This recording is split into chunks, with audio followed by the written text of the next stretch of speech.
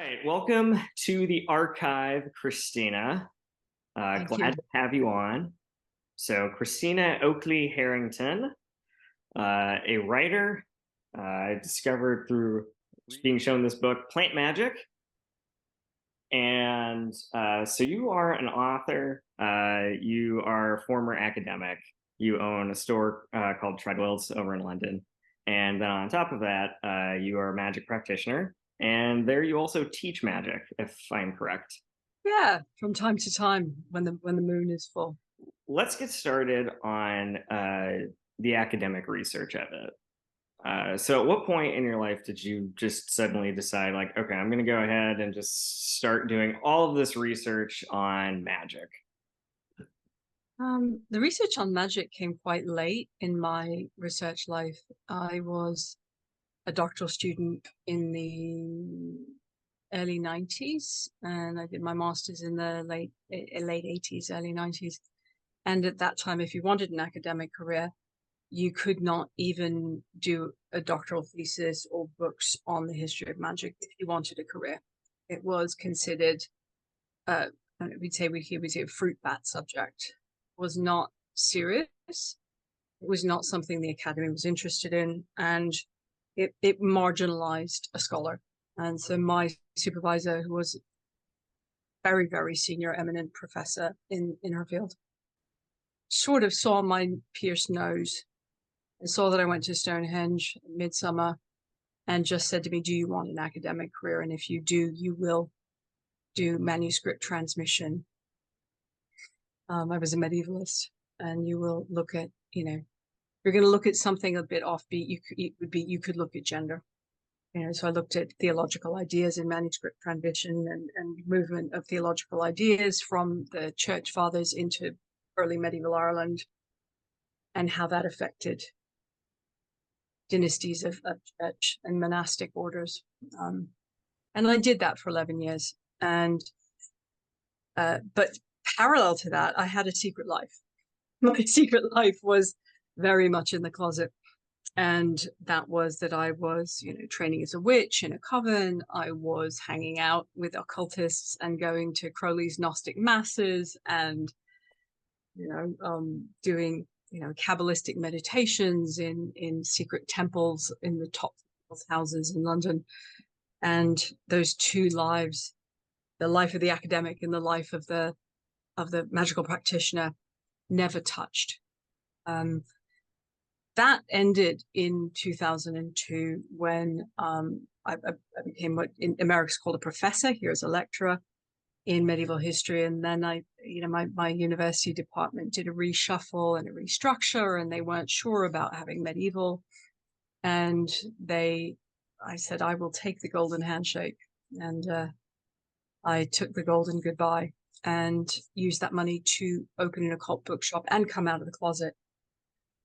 All of my academic friends were completely bewildered and kind of charmed, but very intrigued. And all of my pagan and occultist friends who had not known my legal surname,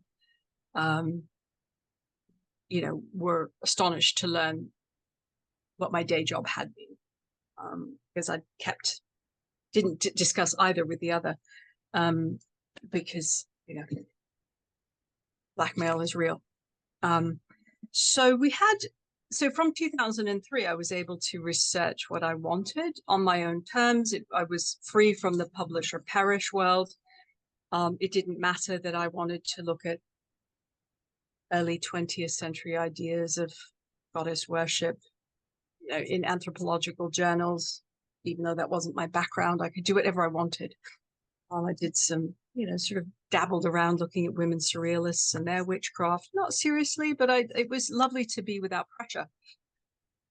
When, as a magical practitioner, about 7 years ago, I thought to myself, what I really must do for the bookshop is for Treadwells, I really must find what is the best herb magic book there is, because we're curated. And Treadwells is a bookshop that it's got a unique selling point is that we will sell the best beginner practitioner books, we'll sell the best scholarly books, and we'll sell the best practitioner books by by competent, ethical, knowledgeable practitioners. Whether you're a practitioner or a researcher, we try to get what's the best. So I went and we bought for the shop about 15 herb magic books, and I went through every single one of them. And these are the ones in print. And I found myself wondering whether these charms and spells involving, I don't know, rosemary or sage or what have you, whether they would have been made up by the author, come to them in a moment of intuition or a moment of having a deadline. I didn't know where they got this from.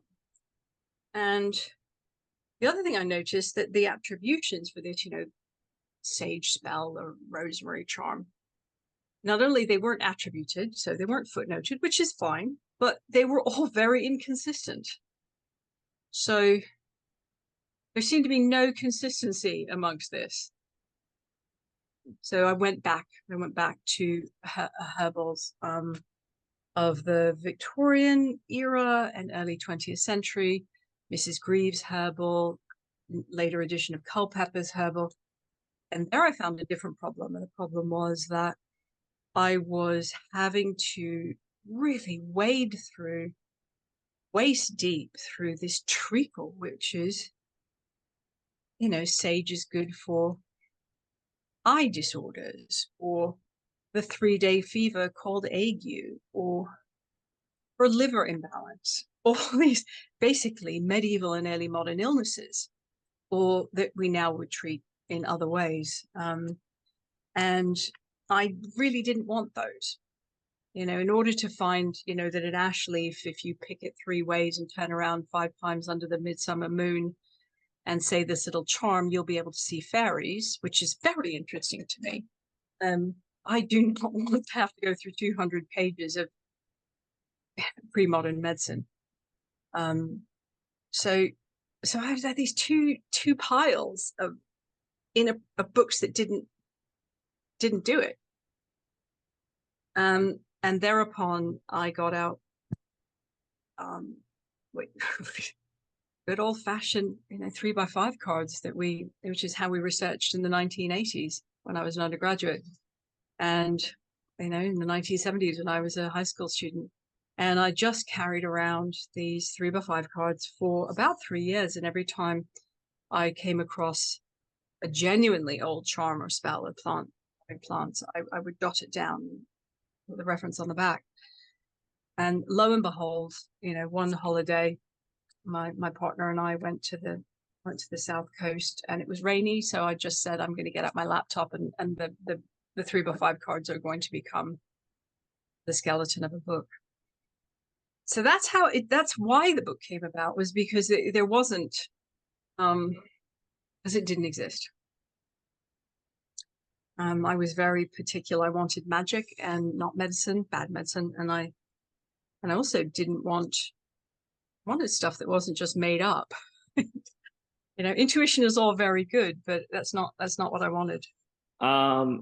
So what were some of these sources and books that you were looking at? The Victorians were amazing. The Victorians became obsessed with folklore, and there was a whole cadre of people around the British Isles and across Europe who dedicated their holidays, their free time. Sometimes if they were fortunate enough not to have to work for a living, they would just get in a carriage and say, take me to Somerset. And once they were in Somerset, they would meet the people and have just in a handwritten notebook, just walk into people's cottages or in their small villages and say, dear man, sing me your songs. Dear lady, tell me about what's in your kitchen and what you do with it. What is good luck and what is bad luck? And out of that Victorian obsession with folklore came a great body of work. Enough books to fill an entire folklore society in London. So we owe an enormous debt to the Victorian collectors, patronizing though they often were to their sources. And they published everything they collected. So I spent a lot of time in the Folklore Society library, leafing through these these published notebook findings. That was a big one. Another large source was what we would call now cunning folk notebooks, or loosely grimoires. These are practicing magicians, service magicians, they're called.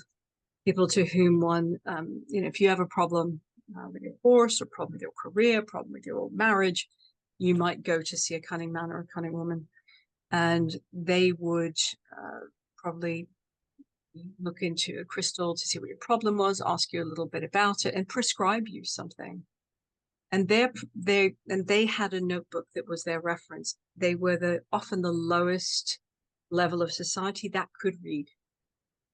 So they're very close to the folk, but they can read, so they're influenced by the Grimoire tradition as well, and somewhat of the reading tradition.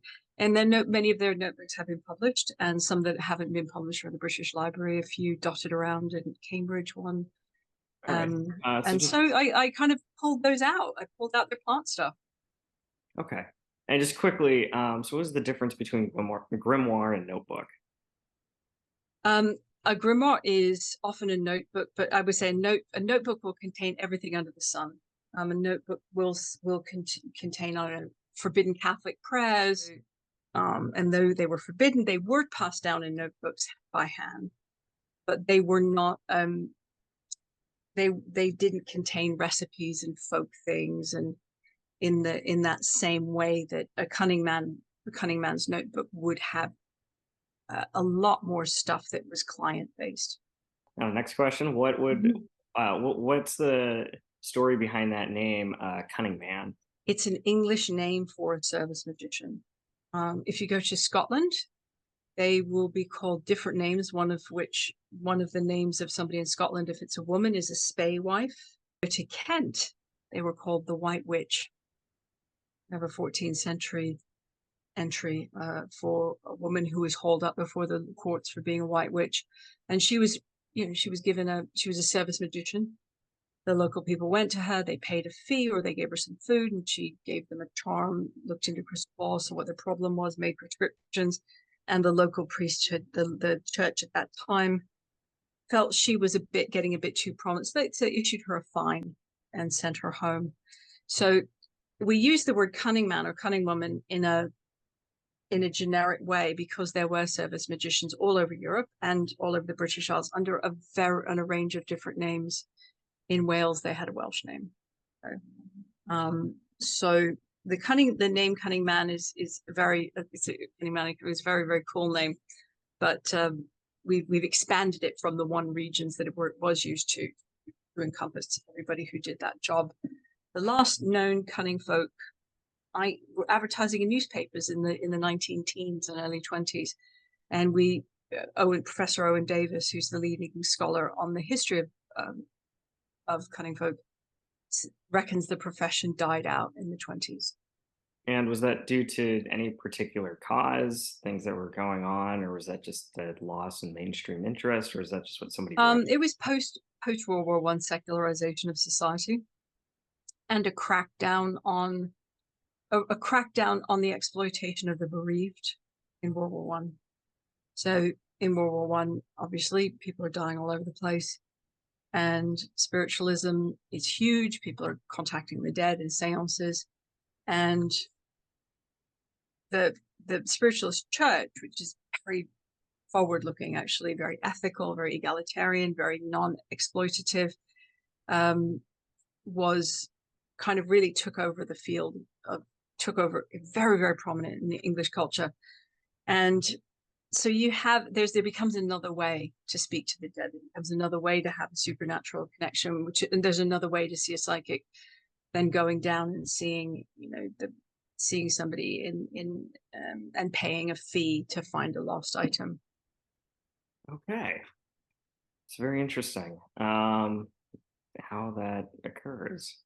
Now, what from between the 20s until when? How did magic start to kick off again into English culture?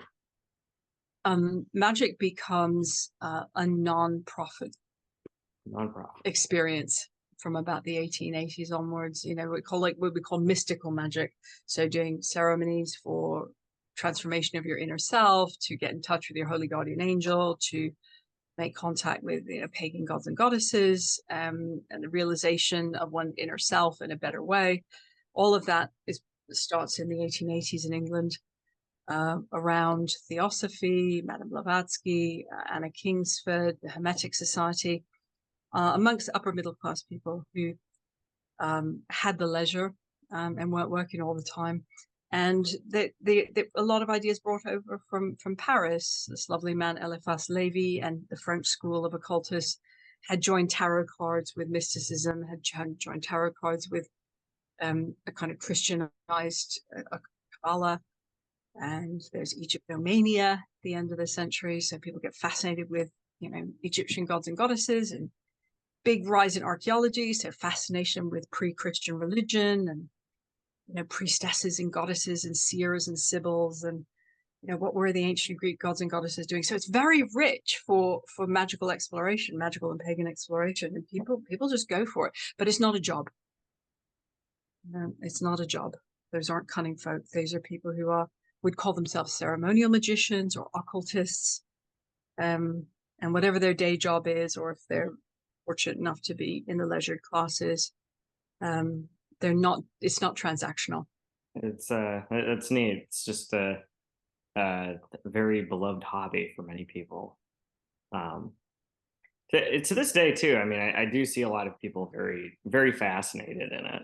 And there's even non-practitioners now that take this very seriously on an academic level. My friend Scott Shell, who I've interviewed on the channel, has had a pretty significant interest in runology and the linguistics surrounding it.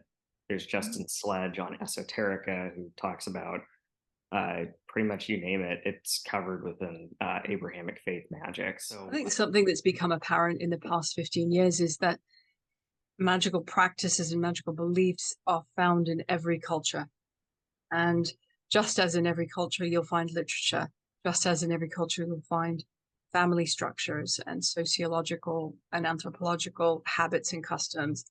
And you'll find political structures, and you'll find rulership issues. You will also find magical issues, and you will find religious issues. Sometimes those overlap. Sometimes they have a more difficult relationship. But it's now possible to understand that studying magic is simply studying a strand within culture in any society. And it's one that is rightly, it's now taking its place rightly. If you're going to study early, Scandinavian culture, then you might study how Viking boats are made. You might be studying their kingship structures. You might be studying their coronation ceremonies. You might be studying gender roles, and you might be studying magical practice. It's all part of people's lives. Yeah, and it's a neat thing within the sources that I do read, because the magic is just all so matter of fact. I'm reading The Tane again, and it's funny to read how it was just so normal at the time in the writing. Curious too.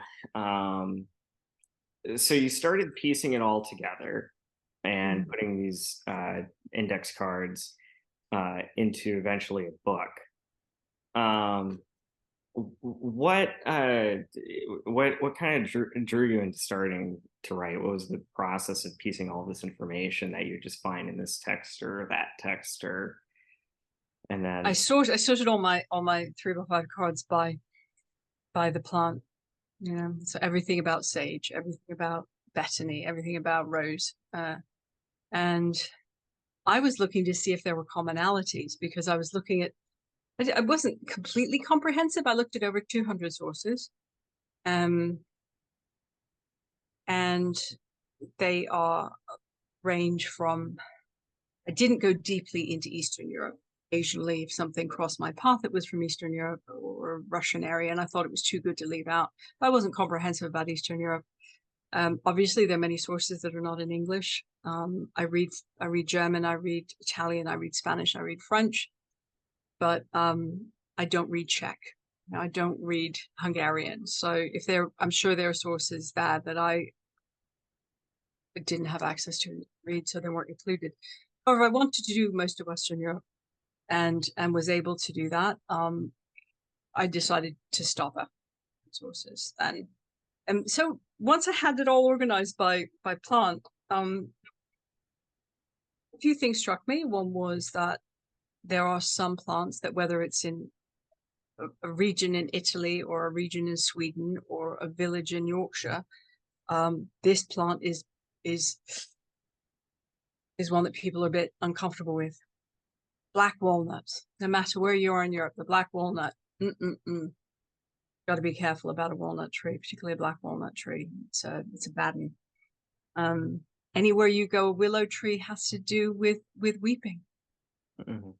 There's sorrow, heartbreak, or the comfort of sorrow and heartbreak. And that interested me. That interested me a lot.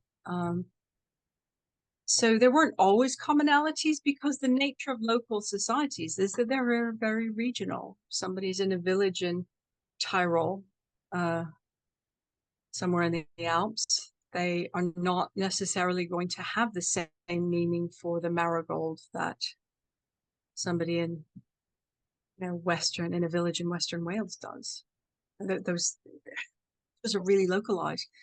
However, thanks to the Bible, there are some plants in the Bible, so that like things like the marigold, things to do with Mary and sun, everywhere you go, it's like, oh, that's good because it's sunlight. Look, it's round and it's yellow. It's like the sun. But there were variations, but there it is. In this place, this is good for love. In this place, this is good for good fortune, in money, and I just put them out there. But the degree to which there was commonality did surprise me. And the other big surprise was a couple omissions. Nobody used sage magically. Fascinating. Yeah, I got to sage, and there was sage for cleaning, sage for eye drops, sage for eye infections, sage for stomach upset. I mean, these are the ones I didn't, I obviously didn't copy them out because they're not magical, but magically, nope. Sage is just nothing. It's the unloved plant of magic. Yeah. So it was used practically, but not magically. And which I find it does make me, laugh and giggle. Obviously, it's very, very sacred to the Plains Indians in North America. But in Europe, it was not, as you say in America, it was not a thing. It's not to say it can't be a thing, but historically, it's not a thing. The things that were a thing, I thought to myself, well, if it wasn't sage that people were using all the time, what were they using? There were two things I used everywhere across Europe and the British Isles. One is verbena, and the other is rowan. And anywhere you go in those two countries, anywhere, there will be people using burning verbena smoke, and the clouds of smoke will purify and clean. And rowan, either rowan burnt, smoked, or the twigs, the sticks, the berries in some form. So I thought, so when people sometimes come into Treadwells and they say, oh, do you have sage? And occasionally we do, but often we don't. We'll just say, if you want to be really old school, here's some dried verbena. Here's some rowan twigs. And rowan twigs in England, I don't know how they are where you are, but they they grow on the streets. They grow, on the pavements, on the sidewalks in various parts of London. You don't have to go anywhere. I have one that's like, I live in London, and outside of this window there's a pavement and a road, and there's various trees along the road, and one of those trees is a rowan tree. And if I'm doing any kind of protection magic, I just literally go outside and with my pair of scissors and speak to it and take a little bit. So these aren't, the power trees are not rare trees. Wow. Okay, that is a pretty cool commonality, though, that it's the things that you find the most are the power Interesting. We do have sage everywhere, but it's not magical. Who knows? We also have lavender everywhere. Lavender is not magical either. Lavender is used for cleaning. And is that particularly in England or everywhere in Europe. fascinating? So if you look in my book, you know, like plant magic, oh, let's look up lavender. See, there's going to be like barely ever used in magic, but we did find one little reference. And sage is not that, I don't think. I think a couple of years after, I think it was like last winter, I did find in an early Victorian journal article, somebody said, you know, this one little valley uses sage for, I don't know, seeing your true love. So I was like, yes, I found a sage thing, but it was such an outlier. We don't know why they're powerful. They just have been used for such a long time. I went back to the earliest sources I was looking at were from the 1600s, and there we find verbena, and there we find rowan. It's bonkers. So the kind of spells or magic that these plants were used for, is there like particular purposes, like it's just for like cleaning or different forms of purity, or is this like a cross the board spectrum of purposes with all of these different plants that were different plant? Yeah. So the big things that people want to know about are finding lost objects, becoming invisible. There are very few plants that can make you invisible, but there are a few. And this is very practical skill if you're a thief. So that's part of it. So that's help with your job.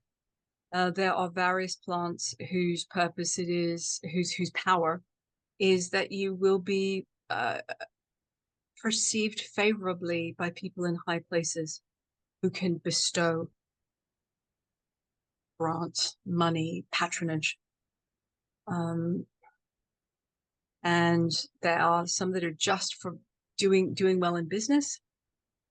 So the things about getting that, and then there's this huge category of plant charms, plant spells, herb this, plant that, flower the other, which is to perceive in your dream who you are going to marry.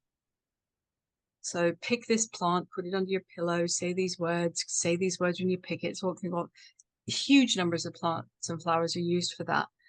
And I was initially very bored by them. And then I became less bored by them when I realized that, of course, who you marry is a life or death thing for most people in the pre-modern world. It's not, if you marry somebody who's an abuser, there is no divorce unless you have the money to actually run away and change your identity, which is almost no one. So then there is also, if the person you marry is infertile and you're in a farming community, you will die in poverty because the farm requires children to run. So who a person is going to marry, whether you're a woman or whether you're a man, is about like, what is my whole life going to be? Am I going to die in poverty? Am I going to die young? Am I going to be at risk of being called a witch because I'm childless? Am I going to walk into a situation where I'm beaten to death and can't leave? So the gravity of that has to be appreciated. Once I realized that, all those charms about let me dream of whom I'm going to marry or who I should marry, got my sympathy. Right. So definitely was at that time these things were super crucial for people to try and understand and help them navigate through the extremely difficult world that our ancestors lived in. Yeah. So maybe as a slightly lighter question of academic subject, off the top of your head, do you have a most entertaining thing you might have read magically when you were researching these things? Yeah. There is this thing. Well, the most entertaining, the most intriguing and alluring is the seeing of the three women. Um, and there is a whole practice. There are regional variations on this practice, but um, I want to do it. I've not done it. Whereby, in order to see these three ghosts, these three female specters, one of whom will answer the question you really, really want an answer to, you pick this plant, you put it in some water, you do some stuff with water, leave it overnight, buy the whatever. Anyway, you make some special water, you make this special liquid that takes several days, and then you stay up till midnight on a particular night. Could be St. Agnes Eve, sometimes midsummer, depends on the region you're in. And you wake up, you set your alarm, or somehow you wake up in the middle of the night and you sprinkle this water and sit by the fire, put the fire out, and three ghostly women will walk past you, behind you, and sit at a table where you have laid out three knives and three plates. And you mustn't speak to them. They will come. And then they'll file out one by one. First one goes, you can't speak to them. Second one goes, you can't speak to them. The third one, then you can stop her and you can ask her your question and she will reply, and it will always be true. And you find, I found this like 10 or 15 different regions, locations, it's slight variations on it, but that is it. And it sounds crazy, but the image of that doesn't leave me. Image of that. That is a really interesting and very specific thing that for like 10 to 15 regions, that is all there. Were these also like different time periods too, from these 10 to 15 different? Yep, anywhere from the 17th century up to the early 20th, so over a 300-year period. Very cool. Yeah, it's at the back. It's the back of the plant magic book. Yeah, the more haunting, creepy stuff is at the back, and the stuff with multiple ones.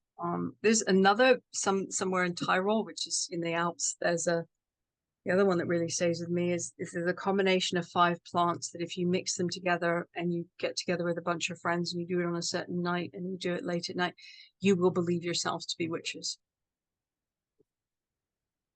So there's this herb mixture that if you, the herb mixture is very, okay. And this was attested by this folklorist, and there was this old Cunning, that one actually did from a sort of a Cunning man, Dr. So-and-so. And he was like, yeah, they get this, and they put these 5 together and they believe themselves to be witches. Okay. I love that. That's also the back of the book that nobody looks at. That's where it is. So the best stuff is hiding at the back. Best stuff is hiding in the back. That is your test to make sure that people read the book start to finish. I don't really care. I mean, I think it's a book to keep in your kitchen and dip in and dip out of. The best thing about the book, I would say, is the front. The front matter, where it just says, problems and solutions. So that if you whatever your problem is, it will be there, and there will be some traditional herb spell or plant magic solution for that. There's even things to like make your pets not run away. Oh, that is cool. Yeah, that's very cool. So, I mean, that's also interesting because that's the first time I've ever really heard someone talk about the magical use of involving your pets is how to keep them from running away. So, yeah. There's one to keep them from running away, and then there's other ones, a couple other, no, not many of them, but a couple to bring them back. Okay. So when they have run away, to bring them back. Yeah. Do you remember what kind of time periods those ones might have been from? A lot of these are 19th century. 19th century. Victorian. In England, it's the Victorian era. Mm-hmm. Now it could have been in use for 100 years before that, but that's when it was collected and written down. Okay, noted. So what so obviously like culture is going to change over time. Like nowadays we have a very scientific language based on how modern science has evolved. They're things that are just matter of fact because it's what we know. Uh, Hmm.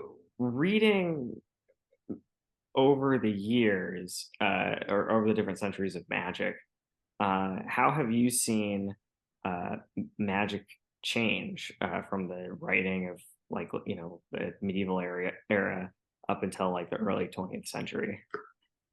One change is it becomes less and less Christian.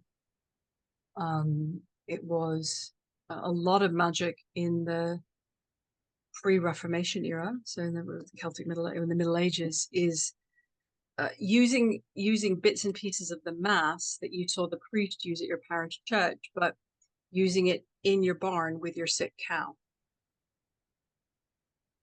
So the priest would say in the parish church, "Hocus corpus meus," this is my body, Mhm. Latin, and hold up the wafer as the body of Christ, and the body of Christ is redemptive and gives life.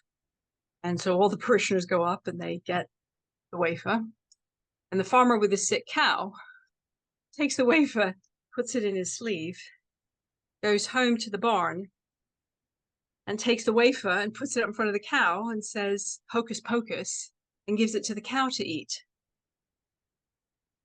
because it is health giving and life giving and has magical power of to keep the cow alive. The cow dies, the family dies, right? So a lot of magic in the medieval period and in the Catholic Middle Ages um, is derived from and uses a lot of bits and pieces of saint worship and the mass by people who shouldn't be doing it in places they technically shouldn't be doing it, but they understood it to be powerful. Also, the Catholicism and Christianity has a lot of taboos around the dead. The dead are going to purgatory, they're coming back. You don't want them to stay in purgatory long. You light candles for them, and they're living in this place. And a lot of medieval magic is, well, if they're still hovering around, maybe they could come back and tell us things that we want to know, like where's the cow that we lost. So the magic is and plant knowledge. People work with plants. Plants have energies. Plants have personalities. Trees do. But sometimes when you would, cut a branch of a tree or pluck a plant, you would say in the name of the Father, the Son, and the Holy Ghost, or in the name of Mary, because you want to say something and you know those to be holy words.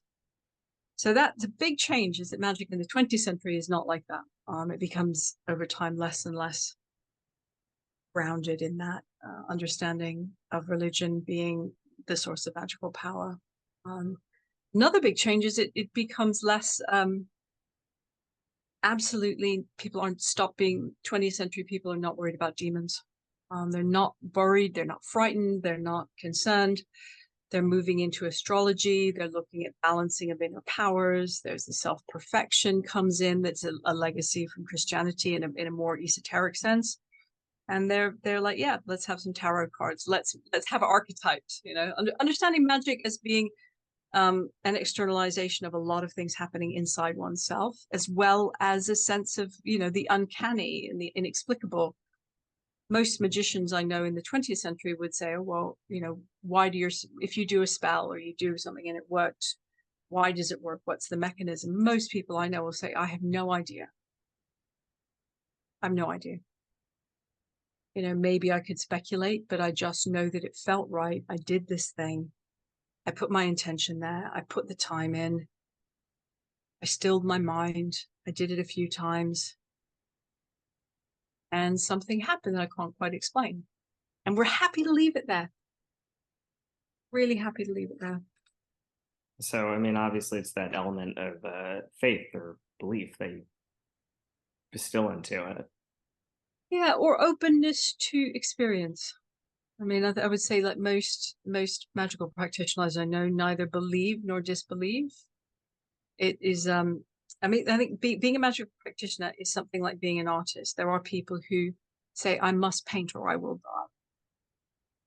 Or poets or writers, they're like, I must write, I will die if I can't write. I have to write, I have to create. And every occultist, every magical practitioner I know who's been in it a long time, you say, I have to do this. Can't justify it, can't explain it. It's not about science. I have to do this thing to feed my soul. I will die if I don't do it. Very fascinating. And so to this day, you're still going out and practicing under certain Under the full days, moon. times of the Yeah. year. Yeah. Yeah. Yeah. I mean, I'm going on 35 years of every full moon. Um, eight old Sabbats. I had an altar in my first my student room, then my first apartment, then my house, then I lived in Ireland. Everywhere I go, I've had an altar since I was 23 years old, and I can't imagine having a room where I can't look up and see things, and I can't imagine a day where I don't do that. I would die. I would die. My soul would die. Yeah, it becomes that important to you. I think Um, it was even before I started, but I just had to find it, and then yeah, it just I went and found it. It wasn't like somebody said, "Oh, you'll really like this." I was looking for it, and and it was like it just something that hits the spot in the soul that nothing else touches that I have to do. yeah. And you're also teaching as well over at Treadwells to this day for new people. Yeah, I sort of coordinate the lectures. I coordinate a scholarly lecture series and experts lecture series, and also I used to teach a lot of what I used to teach some plant magic workshops. We do also like simple things like candle magic. So the Grimoire magic. Friend of mine has been doing that for 20 years or so, and is a wonderful person and knows that material and has a very long-standing practice in that. And so we persuaded him if he'd be willing to share that at some workshops. And the best tarot readers, classic tarot readers and classic tarot teachers that I've met, of which I can count on one hand, come along and teach as well. So I don't put myself up as a great teacher. I'm quite chatty, but when it comes to my magical life, I'm quite an introvert.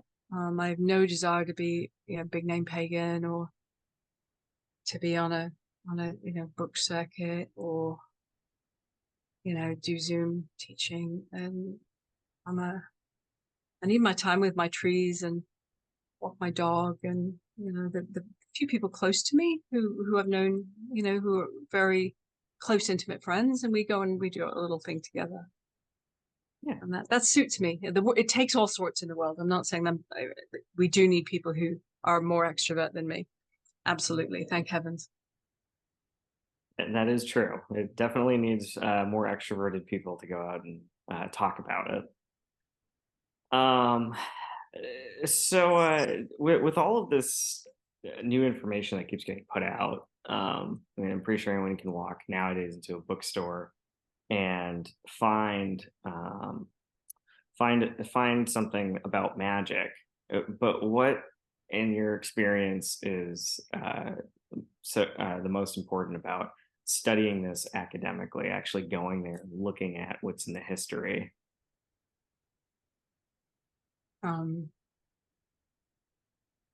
Very wise teacher once said to me, if you want to go deep, dig in one place. So it's not possible to be an expert really across a huge range of areas. So what we rely on, if we're going to be an all-rounder or starting, which you say, let you go to university and undergraduate first year course, is what's a good survey overview textbook. The best one that I know is Nicholas Goodrick Clark, Western Esoteric Traditions. It's historical, but it places everything in historical context. And from there, a person can go deeper into alchemy, go deeper into runes, can go deeper into 19th century occultism, can go deeper into Druidry or witchcraft or Celtic things. That's a great book for people who. There's another kind of book that I think is a really important beginner book to start, and those are the books that, and I can think of two that address the why of and the way of looking at the world that is integral to the magical practitioner, because it's the magical practitioner that the scholar studies, and their rituals and their remains that get studied. The why is really important. And there are two books that I recommend. One is by Vivian Crowley, and it's called Wild Ones. It's not an academic book, but it is a book. But she is a scholar.